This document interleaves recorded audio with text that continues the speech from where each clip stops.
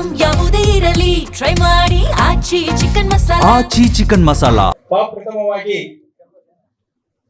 ಈ ಚಿತ್ರದ ನಿರ್ದೇಶಕರು ಮತ್ತು ನಿರ್ಮಾಪಕರು ಸಂತೋಷ್ ಕುಮಾರ್ ಅವರು ಒಂದು ಮಾನಸಿಕ ಧೈರ್ಯವನ್ನ ಅವ್ರ ಜೊತೆ ಕೊಟ್ಟಿದ್ದೇನೆ. ಅವರಿಗೆ ಶುಭ ಹಾರೈಸ್ತಿದ್ದೇನೆ.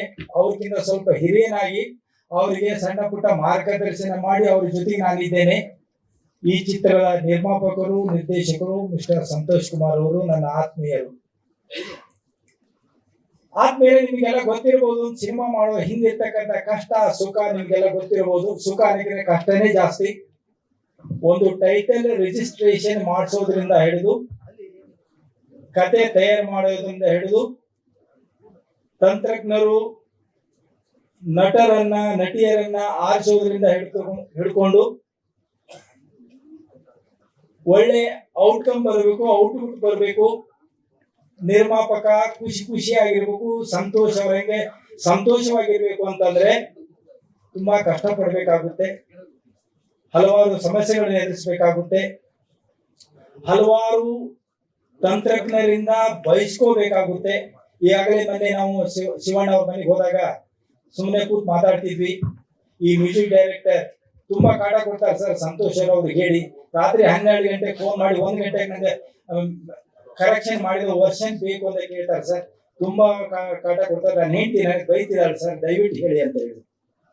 ಕ್ಯಾಮ್ರಾಮನ್ ಅವ್ರದ್ದು ಅದೇ ಸಮಸ್ಯೆ ಸರ್. ರಾತ್ರಿ 2 ಗಂಟೆ ಆದ್ರೂ ಕಾಲ್ ಮಾಡ್ತಾರೆ ಸರ್ ಇವರು.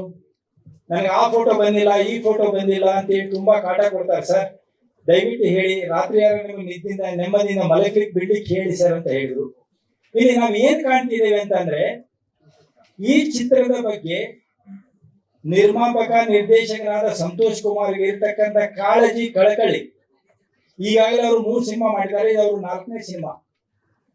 3 ಸಿನಿಮಾ ತುಂಬಾ ಉತ್ತಮವಾಗಿ ಮಾಡಿದಾರು ಸಹ ಜನಸಾಮಾನ್ಯನ ರೀಚ್ ಆಗ್ಲಿಕ್ಕೆ ಆಗ್ಲಿಲ್ಲ. ಹಾಗಾಗಿ ಅವರು ಈ ಚಿತ್ರವನ್ನ ತುಂಬಾ ಕಷ್ಟಪಟ್ಟು ಇಷ್ಟಪಟ್ಟು 4 ಮಂದಿ ಹೊಗಳಬೇಕು, 4 ಮಂದಿಗೆ ಇದು ರೀಚ್ ಆಗ್ಬೇಕು. ಸಂತೋಷ್ ಕುಮಾರ್ ಅವರು ಈ ಟೈಟಲ್ ಅನ್ನ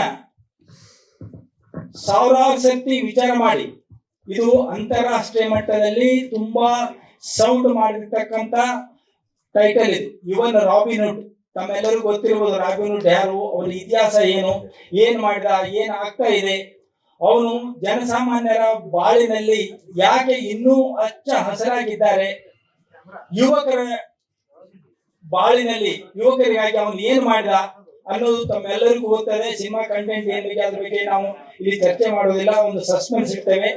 ಆದ್ರೆ ಖಂಡಿತ ಪ್ರತಿಯೊಬ್ಬ ಜನಸಾಮಾನ್ಯರು ಸಹ ಈ ಸಿನಿಮಾವನ್ನ ನೋಡಿದ ಮೇಲೆ ಅವರೇ ಪಬ್ಲಿಸಿಟಿ ಮಾಡ್ತಾರೆ, ಅವರೇ ಈ ಸಿನಿಮಾ ಗೆಲ್ಲಲಿಕ್ಕೆ ಸಾಧಕರಾಗ್ತಾರೆ. ನೀವು ಮಾಧ್ಯಮ ಮಿತ್ರರು, ನಿಮ್ಮ ರೋಲ್ ಇಲ್ಲಿ ತುಂಬಾ ದೊಡ್ಡದಿದೆ. ಒಳ್ಳೆ ಚಿತ್ರಗಳನ್ನ ಒಳ್ಳೆ ರೀತಿಯಿಂದ ಜನಕ್ಕೆ ಮುಟ್ಟುವಂತೆ ಮಾಡುವಲ್ಲಿ ನಿಮ್ಮ ಕೆಲಸ ತುಂಬಾ ದೊಡ್ಡದಿದೆ. ದಯವಿಟ್ಟು ಈ ಚಿತ್ರತಂಡಕ್ಕೆ ನಿಮ್ಮೆಲ್ಲರ ಆಶೀರ್ವಾದ ಸದಾ ಇರಲಿ. ತುಂಬಾ ಕಷ್ಟಪಟ್ಟು ಇಷ್ಟಪಟ್ಟು ಮಾಡಿದ್ದಾರೆ ನಮ್ಮ ಸಂತೋಷ್ ಕುಮಾರ್ ಅವರು. ಅವರಿಗೂ ಒಳ್ಳೆಯದಾಗ್ಲಿ, ಚಿತ್ರ 100 ದಿವಸವನ್ನು ಆಚರಿಸಲಿ ಅಂತ ಹೇಳಿ ಸಂತೋಷ್ ಕುಮಾರ್ ಟೀಮ್ ಅವರಿಗೆ ಶುಭ ಹಾರೈಸ್ತೇನೆ. ನೀವೆಲ್ಲರೂ ಇಲ್ಲಿ ಬಂದಿದ್ದಕ್ಕೆ ನಿಮಗೂ ಸಹ ಧನ್ಯವಾದ ಹೇಳ್ತೇನೆ. ಮತ್ತೊಮ್ಮೆ ಸಂತೋಷ್ ಕುಮಾರ್ ಅವರು ಇನ್ನೂ ಹೆಚ್ಚಿನ ಮಾಹಿತಿ ನಿಮಗೆ ಕೊಡ್ತಾರೆ ಅಂತ ಹೇಳಿ ಹೇಳಿಕ್ಕೆ ಇಷ್ಟಪಡ್ತಾರೆ.